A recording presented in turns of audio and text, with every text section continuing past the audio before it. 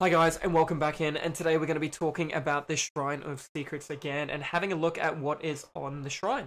So right now guys, by looking at things, I can see the perk Decisive Strike, which is one at the top, the one to the right is Devour Hope, the one to the bottom is Iron Will, and the one to the far left is Overwhelming Presence. Now the top perk is a Laurie Strode perk. It is unlocked at level 40, and it is called Decisive Strike. So if we have a quick little look, what does this mean?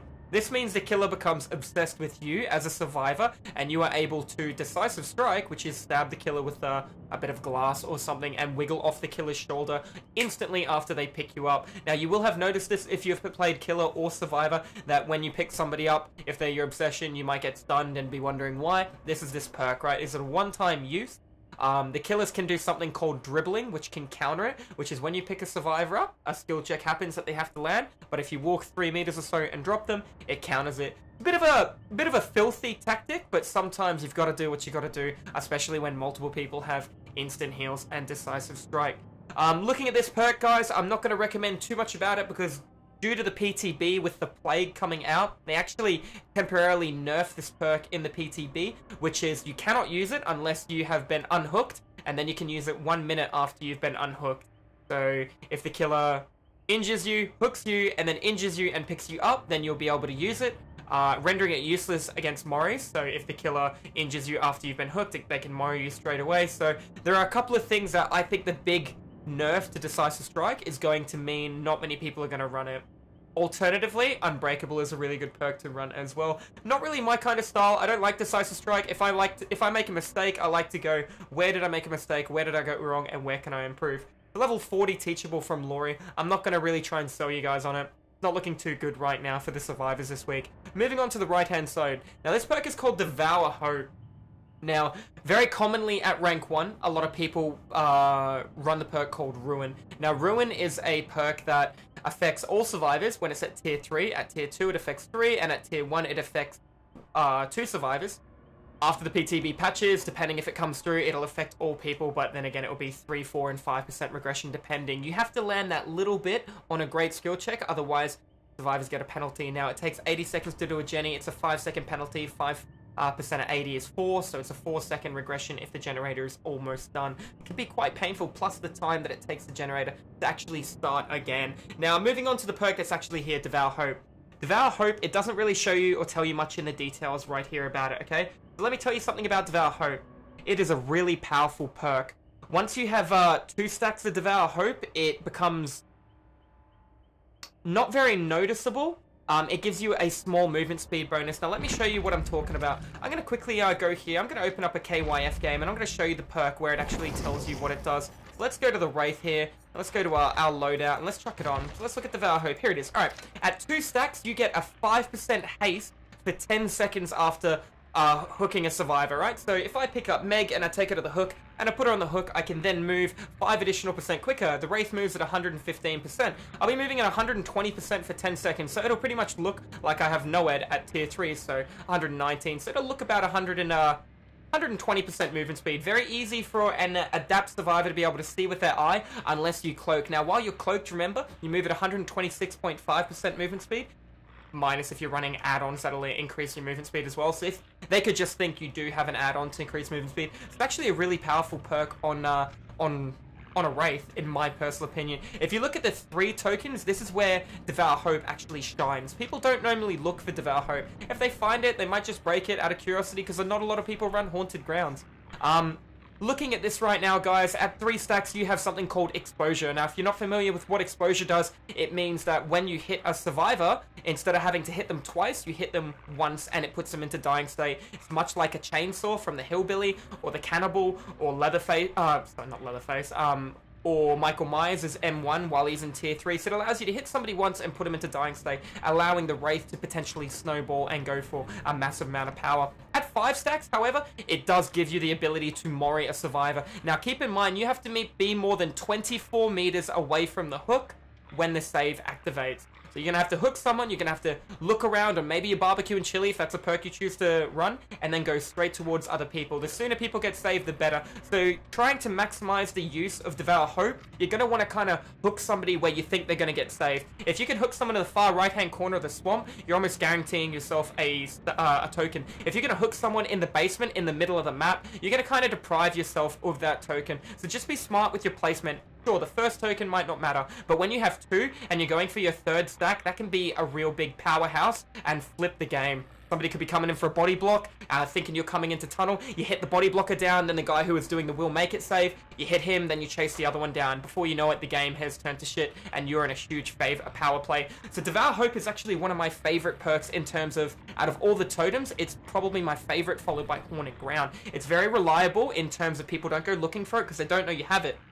Alright?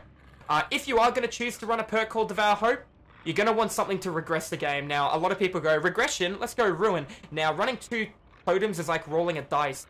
You know, your totem might spawn in a good spot, it might spawn in a bad spot. Do you really want to gamble on two perks? Because look at the way you build a killer this way. You want something to regress the game.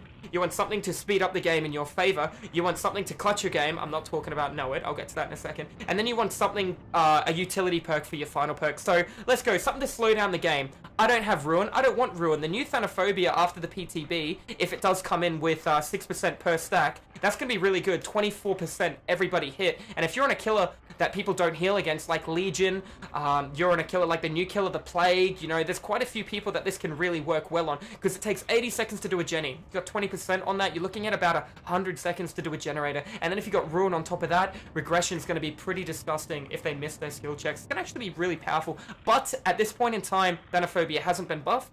This is the actual game, not the PTB. Looking at Devour Hope, I would personally entwine it with Pop Goes a Weasel. Now, Pop Goes a Weasel is a hidden gem. It's not on the shrine, unfortunately. It is a clown teachable. It's a really I can't even talk. It's a really good reason to level up the clown. It gives you 25% of regression of a generator when you kick it. 25%. If a generator is almost done, you're going to kick it right back, and it's going to be really disgustingly. So you're taking 20 seconds off off a generator that's nearly popped. 20 seconds right off the bat. So it's very powerful. You need to know where to go, know your rotations, and know when to be able to get the kick off. Sometimes you'll be better off going for the kick and then missing the hit, or going for the hit then the kick, but it's really important to maximize this. I incorporate Pop Goes a Weasel with Discordance on a lot of my killers. For example, if we go to my nurse, as we can see by my nurse right now, I'm running Surveillance, Pop Goes a Weasel, Barbecue, and Discordance. Alternatively, I could trade out Surveillance for Make a Choice, Sloppy Butcher. If I wasn't confident there was multiple toolboxes, I could go Ruin, Infectious Fright when it comes out from the Plague. Good lord, that's going to be scary, isn't it? But it just goes to show you, Pop Goes a Weasel is such a powerful form of regression for people that don't tunnel and don't change targets. Can work really well, but we're not here to talk about Pop Goes a Weasel. We're here to talk about the Shrine. And on the Shrine is Devour Hope. I would recommend this perk. It's fun, it's good, but if you're going to be running this, you need something to regress the game, or you're going to get gen rushed. Your next two perks, guys, obviously something to speed up the game in your favor. You're going to want Enduring, you're going to want Brutal Strength, you're going to want Spirit's Fury, you're going to want something. And your final perk, realistically, you want something to clutch the game. Now, I'm not talking about Know It. I'm talking about Sloppy Butcher, to slow down heals from 32 seconds to 40 seconds. I'm talking about Make Your Choice to change targets. Make Your Choice works really well with Devour Hope as well. Not gonna lie. Make Your Choice, Haunted Ground, Devour Hope, and Pop Goes a Weasel or Bamboos. Not Bamboozle. Pop Goes a Weasel or Barbecue and Chili on the Spirit. It's pretty damn scary. So that's the kind of build that you're going to be wanting to go for if you're going to choose to run Devour Hope. Do keep in mind it is a very, very powerful perk in the right hands. It's not going to work every game, but when it does work, it could give you a huge power advantage over the survivors. This being said, we're going to move on to our next perk. So this is a really good perk for Killer. I do recommend it. DS, I can't recommend, especially with it getting a nerf. It's very powerful. It's one of the strongest perks in the game, but as of its nerf, not recommending it. Looking on to the next perk now. Quite frankly, if you've watched any of my YouTube content when I'm playing Survivor, or any of my Twitch content when I'm actually streaming Survivor, 9 out of 10 times I have Iron Will. Iron Will is one of the best perks in the game. Removing any form of power from a killer is so crucially important. As a killer main, I can hear you running, if you're running through dirt, concrete, tiles, carpet, wooden floors, gravel, if you're walking on tiles, walking above me, below me, I can hear all these sounds with a really good headset. I can hear somebody breathing, getting into a locker. So removing my ability to hear a cry of pain is very powerful. Now, the nurse relies on sound, so does the spirit a lot, because, you know, line of sight being blocking to outplay a nurse, alongside spirit can't actually see. You have to go for mind game potentials, and unless you're using a little bit of husk and not a lot, you need to know exactly where you're going. If you're using a little bit of husk to get around the corner to, you know, try and get to the mind game, if you make a mistake, it's okay, because you used a little bit, then you can recover. Iron Will allow me to run a loop in one direction, have the killer follow me, run the loop again, and then change pathing. If the killer gets a hit on me, I can go through the loop, and then twist around the corner and go in a completely different direction, and the killer's going to naturally come around the corner and be like, shit, and then they're going to have to look for the scratches, and before that, I'm already down by the shack, or I've constantly rotated. Very powerful perk. It also allows me to come in for saves with borrowed time. It allows me to go throughout the game while being hurt, and not wasting time self-caring or healing. It's going to be a very important perk. In my opinion, it is not really a high tier perk. I can see low tier survivors using it, but I can also see mid tier and high tier. It's a perk that's going to help you no matter where you are. A lot of people confuse Iron Will with Calm Spirits. Calm Spirit removes the initial hit sound. Okay, so when you get hit by a nurse and she looks down, she can't tell where you're going until she sees your scratch marks. That's, you know, it's good on the clown so you don't scream with the bottle. It's good on the dock so you don't scream with the shock. Do you know what I mean? It's not that great, but Iron Will can be good against every killer except, yes, the new killer coming out, the Plague. The new killer coming out, the Plague, if she puts a little bit of vomit on you, she can hear you cough. I tested it out in a KYF about 8 meters away. So Iron Will doesn't affect. You're going to be able to cough, you're going to be able to make breathing sounds, and you're going to be able to make a cry of pain. And fuck, if you're Bill, you're going to be able to make a smoking sound and movement sound. So God, don't be a Bill main. Don't be a Bill main. There's so many disadvantages. Really powerful perk. If you want to learn how to use it, definitely stop by my stream. I'm always running it, and I'm always teaching my community about why this is an amazing perk. All right, moving on to the next perk. Overwhelming Presence. Now, this is a really bad perk, okay? It's 80% at tier 1, and then it goes to 90% and 100%. I'm gonna quickly recap. Iron Will is 50% grunt of pain, then it's 75% grunt of pain, and then you're silent, you don't make a sound. That's why at tier 3 it is so important. All right, going back to Overwhelming Presence. If you use this on a flashlight that has 8 seconds battery life, then they only have 4. They're only going to be able to blind you 2.5, 3 times before they're out of flashlight, as long as they're doing it while in your heartbeat. Yeah, if you're running a big heartbeat like Distressing on the Doctor with double calm add-ons, maybe Monitor Abuse when you're in chase, yeah, I could see you getting benefit out of it. But why would you be running something to regress items, which is very selective to certain people that you know, would be using a toolbox, would be using a med kit, would be using a flashlight, when you could alternatively be running something like, is it Unnerving Presence, which reduces the skill check size. That, in my opinion, is a better version of this perk in terms of it affects generators. This isn't really going to help. I'm going to be honest with you.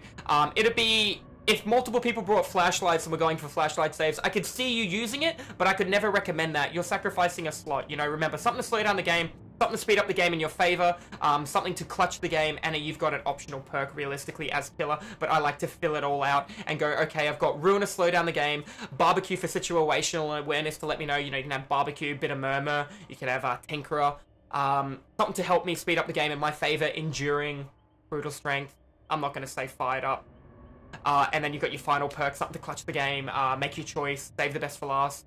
You know, now, the basic build that I did just describe doesn't tailor towards every killer. You could play Spirit and you don't need to break pallets. No, you don't. You look at my Spirit right now. I'm not proud of what I have right now, but this is what I'm currently running. I have Ruin, Barbecue, Pop Goes a Weasel, and Make Your Choice. What I want to be running when I get it to Prestige 3 is going to be Pop Goes a Weasel, Horned Ground, Make Your Choice, and Devour Hope. Alternatively, I might slide in Infectious Fright, depending on how good it is, if it gets nerfed, which I think it will, but we'll have to wait and see when the Plague comes out. Alright guys, that's going to be all for the Shrine today. Do keep in mind, I stream on Twitch 5 days a week, and I'm an educational DB streamer who walks through my killer content and my survivor content. If you want to come and learn something, or you just want to come say hello, even if you don't want to come say hello, check out the stream guys, just pop in, you can hit lurk, but there's always going to be something there to learn. And if you think you know absolutely everything to learn, that's great, you can come help me teach the people that don't know everything to know about DBD just yet. So guys, have a lovely day, and I will see you next week in the next Shrine.